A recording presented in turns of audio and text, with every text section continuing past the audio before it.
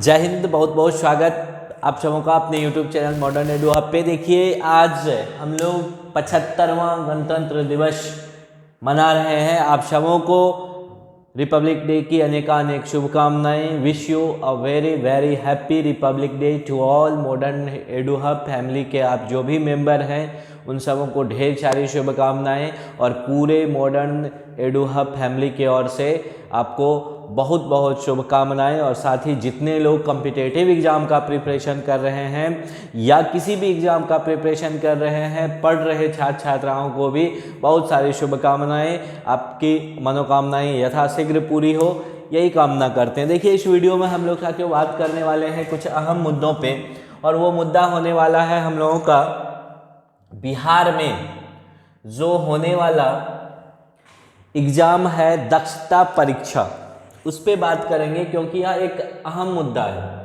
Sorry, दक्षता नहीं, उसको नाम दिया गया है सक्षमता परीक्षा।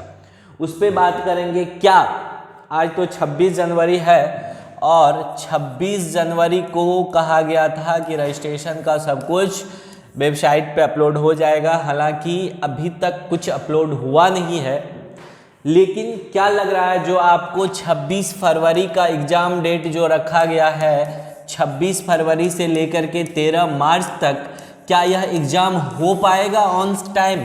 क्या जैसा आपको शेड्यूल मिला है क्या हो पाएगा?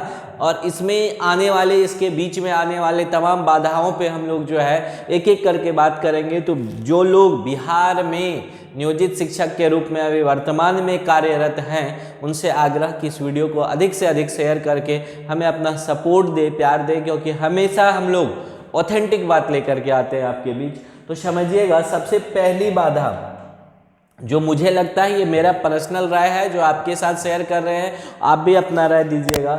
जो पहली बाधा आने वाली है, देखिए 2015 में से पहले पूर्व जो नियोजित शिक्षक हैं उनमें से लगभग 72,000 शिक्षकों का फोल्डर नहीं मिल रहा है। फोल्डर गायब है और इस पे हाई कोर्ट ने निगरानी ब्यूरो को कहा भी था कि इनका फोल्डर कहाँ गया है, इनका फोल्डर यथाशीघ्र जमा करवाए। क्योंकि जब 2017, 18, 19 में कहा गया कि जितने भी नियोजित शिक्षक हैं 2003 से लेकर के अब तक सभी का डेटा जो है अवेलेबल करवाया जाए, क्योंकि उस समय जब बहाली हो रही थी शुरुआती दौर में, तो आपको पता है नियोजन इकाई या तो पंचायत था या ब्लॉक था, जहां मुखिया और ये ग्राम सेवक के हाथों उनके जरिए बहाली होती थी। तो बहुत सारे लोगों की बहाली तो हुई, लेकिन उनका कोई फोल्डर नहीं मिला। तो ये 72,000 जो शिक्षकों का फोल्डर नहीं मिला, प्लीज़ अगर मेरी बात आपको किसी को पर्सनल नहीं लेना है, ये हम इनडायरेक्टली इन जनरल बात कर रहे हैं। तो इस पे यह एक अहम मुद्दा है कि इन शिक्षकों का क्या एग्ज़ाम हो पाएगा, इनके साथ क्या होगा। दूसरी मुद्दा पे आइए, बाधा नंबर 1 के बाद बाधा नंबर 2 पे बात कीजिए। जब सुप्रीम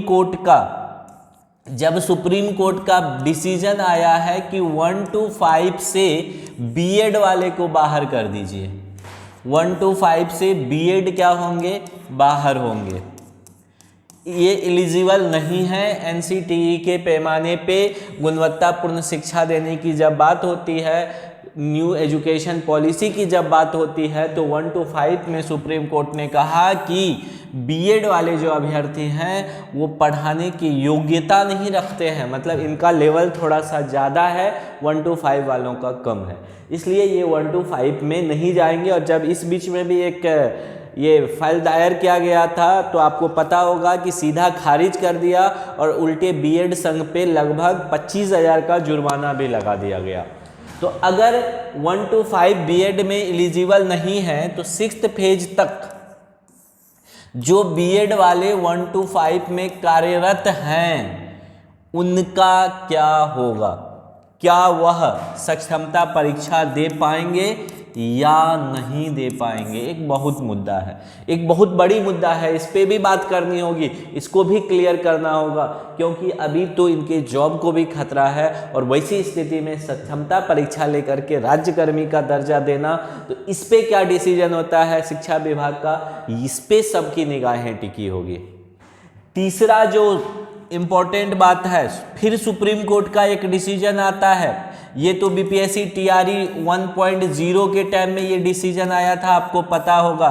फिर सुप्रीम कोर्ट का डिसीजन आता है कब? टीआरई 2.0 के समय में। और डिसीजन क्या आता है कि NIOS से जो डीएलएड हैं जो अभ्यर्थी, ये अब सरकारी शिक्षक बनने के पात्र नहीं है, मतलब ये पात्रता नहीं रखते हैं शिक्षक बनने का। क्यों? क्योंकि यह कोर्स कहा गया सुप्रीम कोर्ट की ओर से कि 18 महीने का ही कोर्स था। जबकि अहम मुद्दा, इसलिए टीआरई 2.0 में रिजल्ट नहीं दिया गया NIOS डीएलएड वालों का। जितने भी शिक्षक अभ्यर्थी थे, किन्हीं का रिजल्ट हालांकि कुछ पब्लिश हुआ था, लेकिन बाद में उसको रिजल्ट को हटा दिया गया।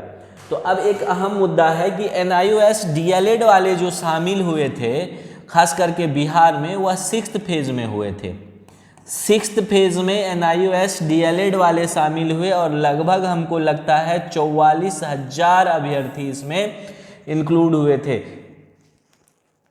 नहीं, ये डेटा थोड़ा सा कम होगा, इसमें हमको लगता है 15,000 अभ्यर्थी, 15 से 20,000 अभ्यर्थी थे जो NIOS से डीएलएड करके इस नियोजन में शामिल हुए थे 6th फेज वाले में। तो मुद्दा ये है, जब सुप्रीम कोर्ट ने कहा कि ये अब एलिजिबल नहीं है, तो अब जो ये ऑलरेडी नियोजित हैं उस पर तो अभी सरकार कोई डिसीजन नहीं ली है कि इनको रखना है, इनका कोर्स वैलिड है, या कोई ब्रिज कोर्स करवा लेंगे 6 महीने का, या कोई अन्य कोर्स करवा लेंगे और इनको जॉब में बना करके रखेंगे। इस पे तो शिक्षा विभाग कुछ, अपना बिहार सरकार कुछ भी जो है स्टैंड क्लियर नहीं करी है। और वैसी स्थिति में सक्षमता परीक्षा क्या ये अभ्यर्थी देने के योग्य हैं? जो NIOS से डीएलएड हैं, क्या वह सक्षमता परीक्षा देकर के राज्यकर्मी का दर्जा ले सकते हैं? क्योंकि आपको पता होगा कि, बता दे अगर नहीं पता होगा तो, इस बीच में जो है ई शिक्षा कोष पे, किस पे? ई शिक्षा कोष पे हर एक जिला शिक्षा पदाधिकारी के द्वारा क्या निकाला जा रहा है कि 6th फेज में जितने भी शिक्षक बहाल हुए हैं, किस फेज में? 6th फेज में जितने भी शिक्षक बहाल हुए हैं उनका डाटा यथाशीघ्र अपलोड किया जाए, क्योंकि अपलोड नहीं हुआ है। और ई शिक्षा कोर्स पे हालांकि अभी खुल नहीं रहा है, तो नहीं खुलने के कारण कहा गया है कि आप हार्ड कॉपी में उनका डेटा अवेलेबल करवाइए। DO ऑफिस से खुल सकता है, BO ऑफिस तक से नहीं खुल रहा है, DO ऑफिस से खुलेगा या DPO ऑफिस से, तो वहाँ से इनका डेटा अपलोड किया जाएगा। तो इस डेटा को मांगने के पीछे क्या रीज़न हो सकता है?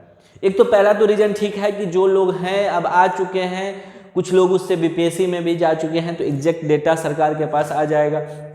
दूसरा मुद्दा ये भी हो सकता है कि NIOS से जो डीएलएड किए हैं उनका एक डेटा तैयार होगा, जो बीएड वाले 1 to 5 में हैं उनका डेटा तैयार होगा, और 72,000 शिक्षक जिनका फोल्डर गायब है उनका क्या होगा। हालांकि इस मामला को हाई कोर्ट में लेकर के शिक्षक लोग चले गए हैं कि हमें राज्यकर्मी का दर्जा चाहिए, लेकिन ये जो है स्थानांतरण हो जाएगा, 3 जिला दीजिए, एग्ज़ाम देना होगा। और सबसे अहम मुद्दा है कि ऑनलाइन एग्ज़ाम, इसका हालांकि हम भी सपोर्ट नहीं करेंगे कि आप जो 2003 में जो शिक्षक अभ्यर्थी बहाल हुए हैं, अब आप कह रहे हैं कि ऑनलाइन एग्ज़ाम दीजिए, माउस पकड़िए, कीबोर्ड पकड़िए, नहीं होता है तो सीखिए। थोड़ा सा टफ काम है ये।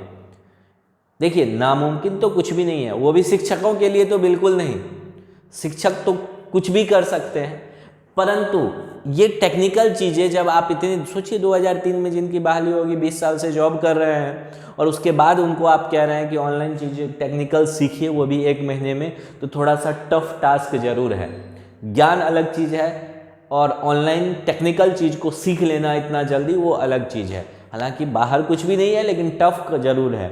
तो ये तमाम बाधाएं हैं इस ऑनलाइन एग्ज़ाम का, तो हम भी थोड़ा सा ये कहेंगे कि इसको थोड़ा सा ऑफलाइन कर दिया जाए। ऑफलाइन से कहीं ना कहीं शिक्षक लोग दक्षता परीक्षा दिए हैं, विभिन्न प्रकार के परीक्षा दिए हैं, बहुत सारे लोग सीटेट दिए हैं, बीटेट दिए हैं, तो अवगत हैं, उनमें दिक्कत नहीं होगा। फिलहाल आप भी इस चीज़ को उठाइए, लेकिन ये तमाम मुद्दाएं हैं, ये तमाम बाधाएं हैं जो कहीं ना कहीं आने वाले सक्षमता परीक्षा में बाधा बन सकता है। और उससे भी बड़ी बात कि अभी सरकार का जो उथल पुथल हुआ नहीं है, लेकिन जो बातें चल रही है, अटकलें चल रही है, अफवाहें उड़ रही है, तो उस पे अगर कुछ ऐसा होता है, अगर बिहार में सरकार बदलती है तो क्या होगा, ये तमाम चीज़ें हैं जो आपके एग्जाम के बीच बाधा बन सकती है। लेकिन हमें चाहिए, जितने लोग शिक्षक साथी हैं हमारे बिहार में, उन्हें चाहिए कि आप अपना प्रिपरेशन ऑन रखिए और बाकी देखिए जो जैसे होगा, जब होगा तब देखा जाएगा, लेकिन तैयारी जारी रखिए। कुछ न कुछ सीखते रहना, सिखाते रहना, यही तो शिक्षक और विद्यार्थी का हमेशा कर्तव्य है, दायित्व है, कर्म है। तो मिलते हैं, सभी शिक्षक साथी का बहुत बहुत आभार। मिलते हैं पुनः दोबारा। जय हिंद।